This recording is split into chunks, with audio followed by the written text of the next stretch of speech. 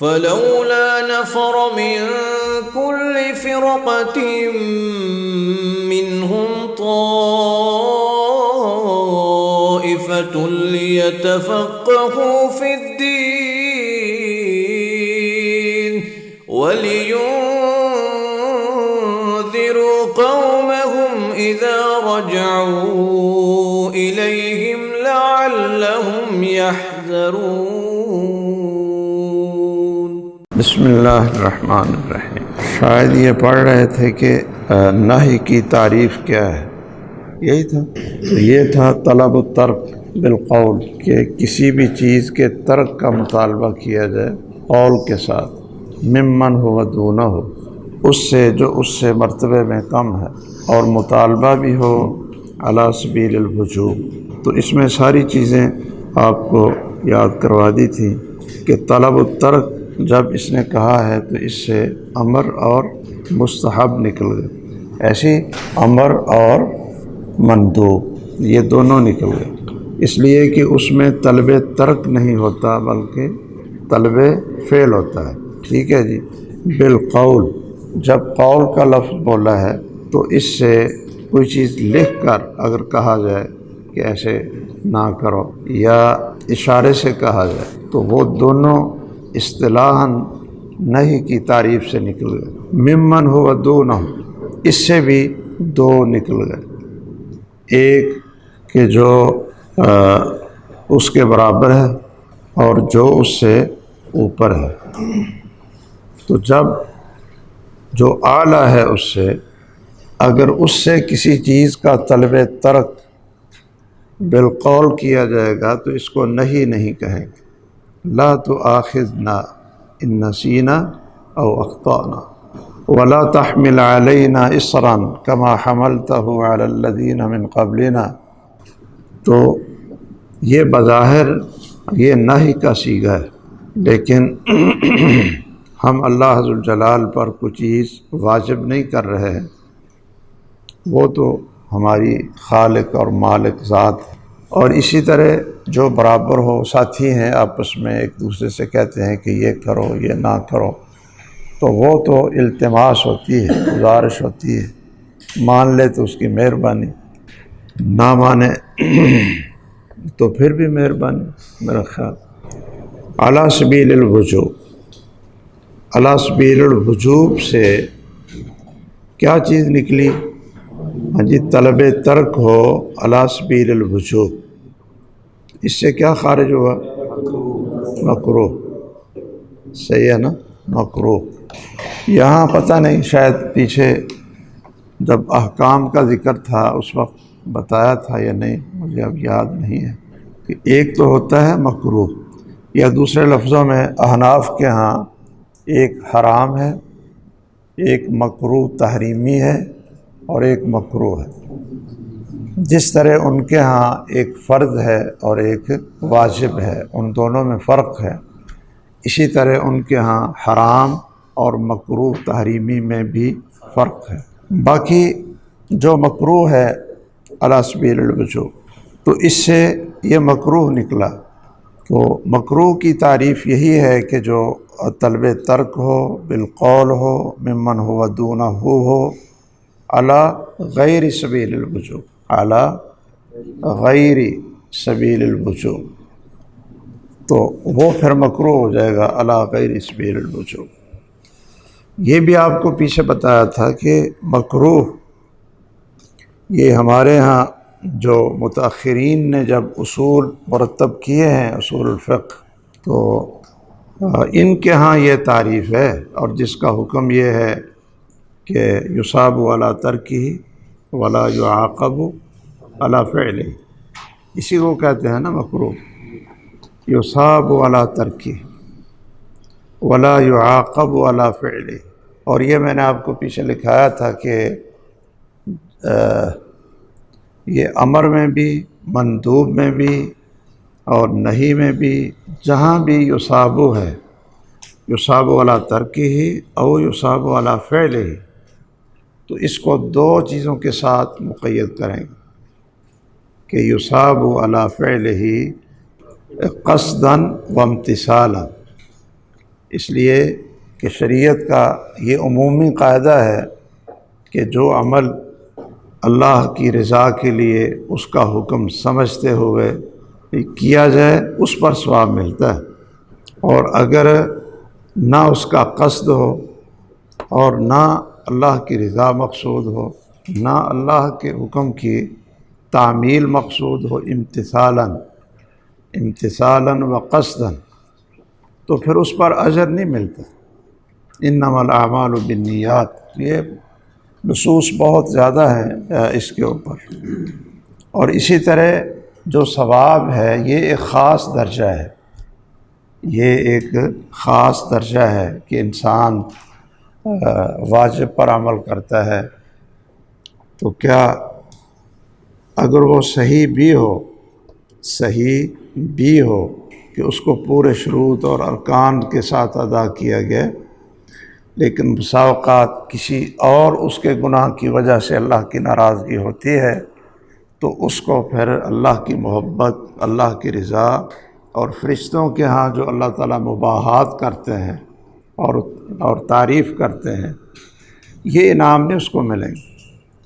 یہ صرف براءت ذمہ ہوگا۔ تو جہاں بھی یصاب علی فعلہ ہی ہے تو وہاں یہ دو قیدیں لگانی چاہیے، امتثالاً و قصداً، اور دوسری الا لمانع، یعنی یصاب علی فعلہ الا لمانع، یصاب علی ترکہ الا لمانع۔ اچھا، اب جو مکروہ ہے یہ متاخرین کی اصطلاح میں یہی اس کی تعریف ہے جو آپ نے پڑھی، اور یہی اس کا حکم ہے، یعنی یہ حرام کے مقابلے میں۔ لیکن قرآن مجید کی اصطلاح میں، رسول اللہ صلی اللہ علیہ وسلم کے فرامین میں، لغت عرب میں، صحابہ کرام کے اقوال اور ائمہ متقدمین، ائمہ فقہا، ان کے کلام میں، اور جو اصول ستہ ہیں ان کے تراجم اور ابواب میں اگر کراہت کا لفظ استعمال ہوتا ہے تو وہ کراہت نہیں ہوتی جو حرمت اور تحریم کے مقابلے میں، بلکہ اکثر ان کی مراد کیا ہوتا ہے؟ حرام ہی ہوتا ہے۔ صحیح ہے نا؟ ایسے نہیں ہمیں کرنا چاہیے کہ ہم پڑھ صحیح بخاری رہے ہوں اور اس میں باب آ جائے، باب کراہیت الاستنجاء بالیمین، یا باب کراہیت استقبال القبلۃ بغائط او بول، تو اب لفظ کراہت آپ پڑھیں صحیح بخاری میں اور اس کا مفہوم آپ یہ بیان کریں کہ جی چونکہ ہم نے متن الورقات میں، اصول شاشی میں، یا کسی اور اصول الفقہ کی کتاب میں ہم نے پڑھا ہے کہ یصاب علی ترکہ، کہ یہ مکروہ اگر چھوڑ دیں گے تو ثواب ہوگا، اور اگر کر لیں گے تو لا یعاقب، سزا نہیں ہوگی، یعنی اس پر کوئی وہ سزا کا مستحق نہیں ہوگا۔ تو کیا یہ شرع اور یہ مقصود صحیح ہوگا؟ یہ جو اصطلاح ہے یہ تو متاخرین نے بنائی، یہ اصطلاحیں کنہوں نے بنائی ہیں؟ متاخرین نے۔ یہ اصطلاحیں کوئی اللہ تعالیٰ نے مقرر نہیں کی، نہ اللہ تعالیٰ کے رسول صلی اللہ علیہ وسلم نے مقرر کی۔ تو ہم ان متاخرین کی اصطلاحوں پر قرآن مجید کی تفسیر کرنا، رسول اللہ صلی اللہ علیہ وسلم کے الفاظ کی ان متاخرین کے بیان پر، اصطلاحوں پر تفسیر کرنا، لغت عرب یا صحابہ کرام یا ائمہ فقہا متقدمین یا اصول ستہ والے، اصول ستہ کہہ لیں، یا اس دور کے اور بھی جو محدثین ہیں جنہوں نے احادیث پر تبویب قائم کی ہے، صحیح ہے نا؟ ان کے فقہ کا انداز تو باب کو قائم کرنا ہی ہوتا ہے نا، وہ باب سے بتاتے ہیں کہ اس حدیث سے کون سا فقہی مسئلہ استنباط ہوتا ہے۔ امام بخاری کے بارے میں مشہور ہے نا کہ فقہ البخاری فی تراجمہ، تو یہ صرف امام بخاری کے بارے میں نہیں، یہ سب کے بارے میں امام ابو داود بھی تراجم قائم کرتا ہے، ان کی فقہ بھی ان کے تراجم میں، امام ترمذی بھی تراجم قائم کرتا ہے، ان کی فقہ بھی اسی میں ہے۔ اسی طرح جو سب سے زیادہ استنباط مسائل اور دقت فقہ میں بخاری کے قریب ہے، صحیح بخاری کے، وہ ان اصول ستہ میں کون سی کتاب ہے؟ اس میں تو کوئی اختلاف ہے ہی نہیں کہ امام بخاری کے جو استنباطات ہیں، مسائل کا استنباط، احادیث سے استخراج مسائل، بڑی دقت کے ساتھ، یہ سب سے اول درجہ امام بخاری کا ہے۔ اور اسی میں کہ استنباط اور استخراج کے دقت میں، یعنی بڑے باریک بینی سے مسائل کا استنباط، کہ جہاں ترجمۃ الباب اور حدیث کی تطبیق یہ مشکل ہوتی ہے، ایسی یعنی دقت کا یہی معنی ہے نا، دقت کا کیا معنی ہے؟ دقیق ہو، پیچیدہ ہو، کہ ترجمۃ الباب اور حدیث کی تطبیق، اور کوئی کسی سے پوچھے کہ جی یہ حدیث لائے ہیں تو اوپر باب تو یہ قائم کیا، تو یہ کہاں سے استنباط کی؟ یہ سب سے زیادہ جو دقت ہے وہ کس میں ہے؟ صحیح بخاری میں۔ اور ان کے بعد جو سب سے زیادہ دقت ہے استنباط میں، تراجم اور حدیث کی تطبیق میں، وہ سنن نسائی ہے، سنن نسائی ہے۔ اور جو ابو داود ہے اور جو جامع ترمذی ہے، جو ابن ماجہ ہے، ان کی تبویب تو بڑی ظاہر ہوتی ہے، بڑی آسان ہوتی ہے۔ ان تینوں کی تبویب اور تراجم کیا ہوتے ہیں؟ آسان ہوتے ہیں۔ اور سب سے زیادہ مشکل جو تراجم ہوتے ہیں وہ صحیح بخاری کے اور سنن نسائی کے ہوتے ہیں۔ مثلاً امام بخاری کا ایک باب ہے، ویسے میرے ذہن میں آ رہا، بہت سے ابواب ہیں بڑے عجیب و غریب ان کے۔ باب جواز قتل الذباب، باب جواز قتل الذباب، کہ آپ مکھی مارنا چاہیں تو مار سکتے ہیں، مکھی کو قتل کرنا چاہیں تو کر سکتے۔ تو نیچے حدیث پتہ وہ کیا لائے ہیں؟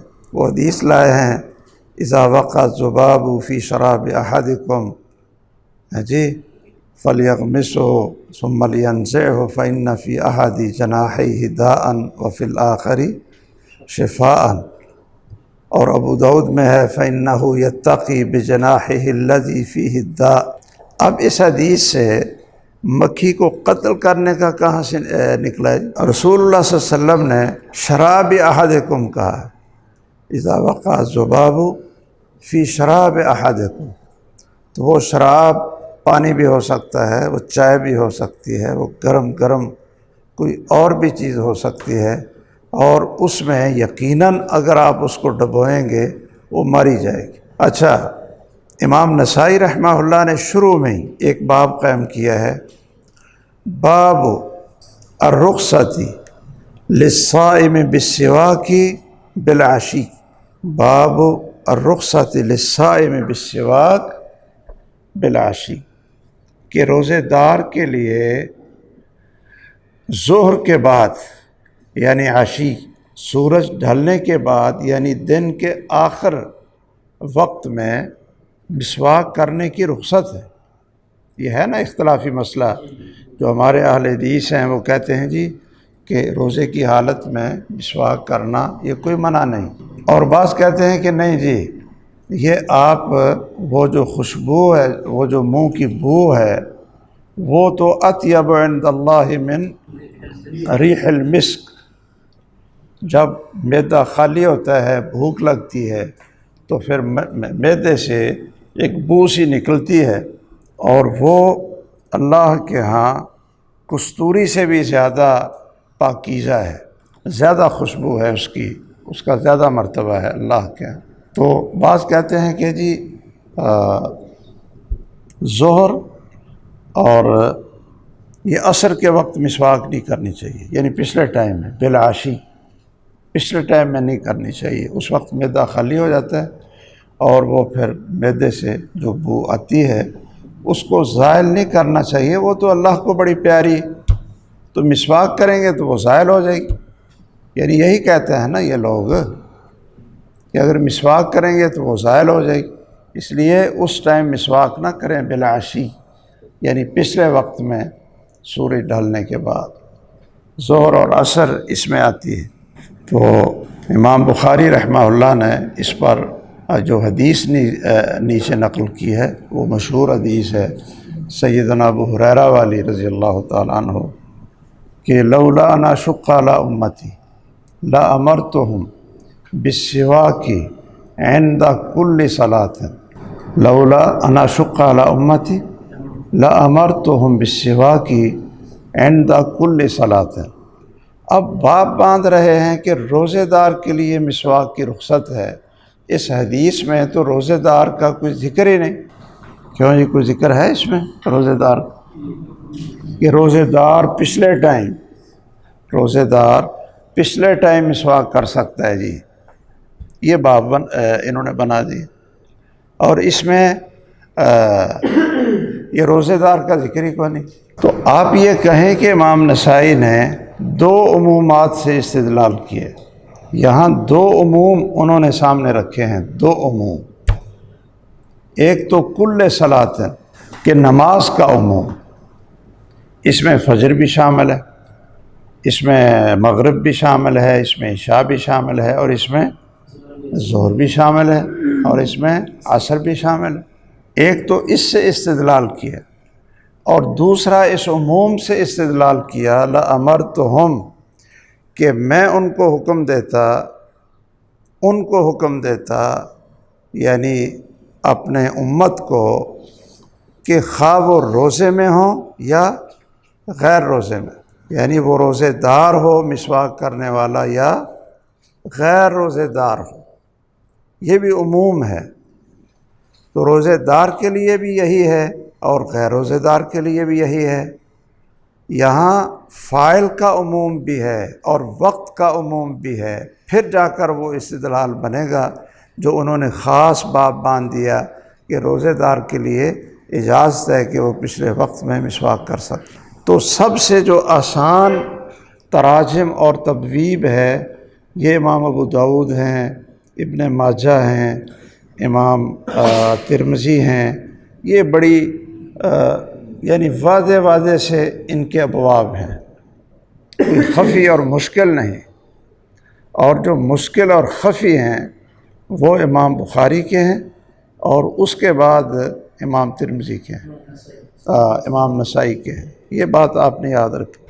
اور ایک اور بھی یاد رکھنا کہ صحت میں بھی، یعنی احادیث کی صحت میں، بخاری کے ان کتابوں میں سب سے زیادہ قریب بخاری اور مسلم کے سنن اربع میں کون سی کتاب ہے؟ وہ بھی سنن نسائی ہے، وہ بھی سنن نسائی ہے۔ اچھا، اب یہ جو حضرات ہیں جب یہ کراہت کا لفظ استعمال کریں گے، کراہیت الاستنجاء بالیمین، تو ہم اس کی تفسیر متاخرین کی اصطلاح سے نہیں کریں گے، ہم اس کی تفسیر اس دور میں جس معنی میں یہ لفظ استعمال ہوتا تھا اس سے کریں گے۔ جیسے قرآن مجید میں بھی ہے، اللہ تعالیٰ نے محرمات قطعیہ کا ذکر کیا ہے، لا تقتلوا اولادکم لا تقتلوا النفس التي حرم اللہ لا تقربوا الزنا ولا تقف ما لیس لک بہ علم، اور پھر آخر میں جا کر کہا کل ذالک کان سیئہ عند ربک مکروہا۔ اچھا، ایک چیز جو میں نے پہلے ذکر نہیں کی وہ آپ کو اصل میں بتانا چاہتا تھا، ایک ہوتا ہے مکروہ اور ایک ہوتا ہے خلاف اولا۔ تو کیا مکروہ اور خلاف اولا یہ ایک ہی چیز ہے؟ یہ کئی چیزوں کے بارے میں یہ لکھ دیتے ہیں نا جی شارحین یا احکام میں کہ جی یہ چیز خلاف اولا ہے، مکروہ نہیں کہتے۔ مثلا تہجد کو چھوڑنا یہ خلاف اولا ہے، تو کیا اس کو ہم مکروہ کہیں؟ اسی طرح کوئی سنت ہے اس کو آدمی نہیں پڑھتا ہے جی، اشراق نہیں پڑھتا ہے کوئی، تو ہم یہی کہیں گے خلاف اولا، یہ تو نہیں کہیں گے کہ یہ مکروہ ہے۔ اسی طرح بہت ساری چیز مکروہ میں تو جس چیز سے روکا گیا ہو اور وہ علی سبیل غیر الجزم ہو، علی غیر سبیل الوجوب، علی غیر سبیل الوجوب، تو یہ جو اصطلاح ہے نا خلاف اولا کی، یہ عام طور پر احکام میں ذکر نہیں کرنی چاہیے نا۔ انہوں نے تو پیچھے واجب ہے، مستحب ہے، مباح ہے، حرام ہے، مکروہ ہے، بس یہ 5 ذکر کر دی، خلاف اولا کا نہیں ذکر کی، اور وہ اس کو آپ مباح بھی نہیں کہہ سکتے۔ یہ نقطہ شاطبی نے بیان کیا ہے الموافقات میں، تو وہ کہتے ہیں کہ ہر سنت کو چھوڑنا مکروہ نہیں ہوتا، ہر مندوب کو چھوڑنا مکروہ نہیں ہوتا، بلکہ بسا اوقات وہ خلاف اولا ہوتا ہے اور بسا اوقات وہ مکروہ ہوتا ہے۔ یہ چیز میں نے یہاں نہیں میں آپ کو بتانی تھی۔ اب آگے جو یہ فرما رہے ہیں کہ جو نہی ہے، جس طرح پیچھے انہوں نے بتایا کہ الامر یدل علی الوجوب، تو جو نہی ہے یہ یدل علی التحریم، یدل علی التحریم، اور اس پر امام بخاری نے باب بھی قائم کیا ہے کہ امر وجوب کے لیے ہوتا ہے اور نہی تحریم کے لیے ہوتی ہے۔ امام بخاری رحمہ اللہ نے بھی ایک باب قائم کیا ہے کہ امر وجوب پر دلالت کرتا ہے اور نہی یہ تحریم پر دلالت کرتی ہے، اور اس لیے امام بخاری رحمہ اللہ بعض جگہ پر وجوب کا استنباط بھی کرتے ہیں تراجم میں، اور وہاں آپ جب دیکھیں گے کہ امام بخاری نے باب وجوب کہا ہے تو یہ نیچے جو حدیث نقل کی ہے تو وہاں کس طرح وجوب نکالا ہے، محل شاہد کیا ہے۔ کہتے ہیں دوسری اس کی مثال یہ ہے کہ مثلاً کسی کے غسل سے بچے ہوئے پانی سے وضو کرنا، غسل کرنا، یہ جائز ہے کہ جائز نہیں۔ اب ایک حدیث کیا ہے ابن عباس رضی اللہ تعالیٰ عنہ کی کہ آپ کان یغتسل بفضل میمونہ، تو اور دوسری حدیث کیا ہے کہ نہا ان یغتسل المرأة بفضل الرجل اور الرجل بفضل المرأة ولیقترفا جمیعا۔ اب برات الاصلیہ کیا ہے؟ کر لے، یعنی کسی کے غسل جنابت سے جو بچا ہوا پانی ہے تو کوئی اس سے غسل کر لے نہ کر لے، جی اس کے بارے میں پہلے کوئی حکم نہیں تھا، اس کے بارے میں یہ ہے البراۃ الاصلی۔ اب نہ کرے یہ وہ ناقل ہوگا، اب براۃ الاصلیہ کا حکم پہلے ہوتا ہے اور جو ناقل ہے وہ حکم بعد میں ہوتا ہے۔ لہٰذا بعض فقہا کے نزدیک یہ جو کان یغتسل بفضل میمونہ یہ البراۃ الاصلیہ پر ہے، اور نہا ان تغتسل المرأة بفضل الرجل یا الرجل بفضل المرأة یہ اس کا ناقل ہے، تو یہ نہیں قائم رہے گی۔ دوسری تطبیق جو ابن حجر کی ترتیب سے لگتا ہے کہ جو نہیں ہے وہ انہوں نے پہلے ذکر کی اور فعل انہوں نے بعد میں ذکر کیا، شاید اس لیے کہ وہ یہ بتانا چاہتے ہوں کہ یہ نہیں ہے پہلے، لیکن آپ کا فعل یہ قرینہ صارفہ ہے کہ یہ نہیں تحریم کے لیے نہیں ہے، یہ صرف کراہت کے لیے۔ ایک تیسرا بھی موقف ہے، وہ پتہ کیا ہے؟ وہ کہتے ہیں کہ یہ جو نہیں تھی نا یہ پہلے تھی، اور جو اجازت آپ نے دی ہے یہ بعد میں دی۔ یہ کہاں سے استدلال کرتے ہیں؟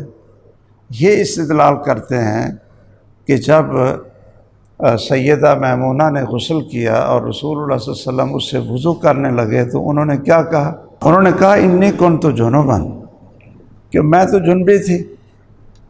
اس سے پتہ چلا کہ اس وقت جو حکم معروف تھا جس کا میمونہ کو پتہ ہے کہ بھئی جنبی اگر کوئی پانی استعمال کر لیتا ہے تو اس کو نہ استعمال کرو، اس لیے انہوں نے کہا کہ میں تو جنبی تھی۔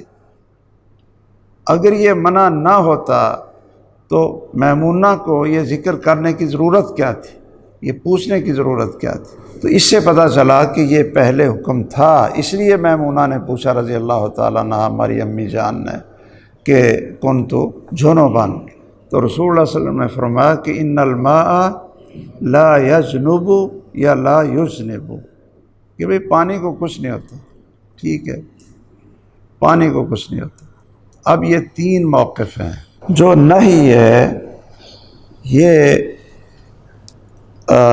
تحریم کا تقاضا کرتی ہے، ٹھیک ہے، یہ تو الا لصارف الا لقرینۃ صارفہ، یہ تحریم کا تقاضا کرتی ہے۔ النہی المطلق یدل علی التحریم، جس طرح الامر المطلق یدل علی الوجوب الا بدلیل، اسی طرح یہ نہیں ہے والنہی المطلق یدل علی التحریم الا لقرینۃ۔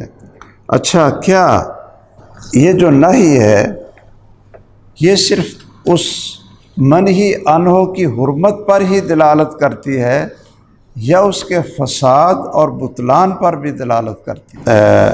یہ روکا کہ یہ کام نہ کرو، اور اگر وہ کر لے تو وہ عمل باطل ہوگا یا فاسد ہوگا، یا باطل اور فاسد ایک ہی معنی میں ہے؟ تو اس میں پھر اختلاف ہے کہ جو نہی عبادات میں ہے اس کا حکم الگ ہے، اور جو نہی معاملات میں ہے اس کا حکم الگ ہے۔ نہی عبادات میں ہو تو اس کی بھی مختلف قسمیں بنتی ہیں، اور اگر نہی معاملات میں ہو تو اس کی بھی مختلف قسمیں بنتی ہیں۔ تو یہ آپ ایسا کریں کہ یہ قسمیں آپ ذرا دیکھ لیں، اس نے اس کی وضاحت نہیں کی۔ یہ بڑی مختصر سی کتاب ہے، لیکن یہ موضوع بہت اہم ہے کہ آپ کسی چیز کے مثلا دیکھیے نا جی، کہ لا نکاح الا بولی، لا نکاح الا بولی، لا تزوج لا تزوج المرأة نفسها، لا تزوج المرأة المرأة ولا تزوج المرأة نفسها، کہ کوئی عورت کسی عورت کا ولی بن کر نکاح نہیں کر سکتی اور نہ اپنا خود نکاح کر سکتی ہے۔ اچھا، اگر کر لے تو وہ نکاح منعقد ہوگا یا نہیں ہوگا؟ وہ نکاح ہوگا یا نہیں ہوگا؟ یا وہ نکاح فاسد ہوگا، باطل نہیں ہوگا؟ اسی طرح عید کے دن روزہ رکھنے سے منع کیے، اگر کوئی رکھ لے تو وہ اس کا روزہ ہو جائے گا یا نہیں ہوگا؟ فاسد ہوگا یا باطل ہوگا؟ فاسد ہونے کا یہ معنی ہے کہ روزہ تو ہو جائے گا لیکن وہ گنہگار ہوگا، اور باطل ہونے کا یہ معنی ہے کہ روزہ ہی نہیں ہوگا۔ اسی طرح اگر آپ جمعے کی اذان کے بعد کوئی شخص خرید و فروخت کرتا ہے تو اللہ نے کہا وذر البیع، کیوں بھائی وذر البیع؟ تو کیا اگر کوئی خرید و فروخت کر لے تو وہ بیع صحیح ہوگی یا فاسد ہوگی؟ فاسد ہوگی یا باطل ہوگی؟ صحیح ہے نا؟ اچھا، یہ جو بعض کہتے ہیں جی بیع تو صحیح ہوگی یعنی فاسد ہوگی، کہ اصلاً تو وہ صحیح ہے، یعنی بیع تو منعقد ہو جائے گی لیکن وہ گنہگار ہو، وہ کیا ہوگا؟ گنہگار ہوگا، فاسد ہوگی، وہ گنہگار ہوگا، بیع صحیح ہوگی۔ وہ میں نے پیچھے شاید ایک عبارت آپ کو لکھائی تھی نا حافظ ابن حجر کی، وہ کہتے ہیں کہ یہ لوگ بھی بڑے عجیب ہیں، وہ جب یعنی حنفیوں کے بارے میں کہ وہ کہتے ہیں نا کہ جس رکعت میں سورۃ فاتحہ نہ پڑھی جائے جس نماز میں، تو وہ نماز کیا ہے؟ فاسد ہے، باطل نہیں ہے، فاسد ہے، باطل نہیں ہے۔ کیا معنی؟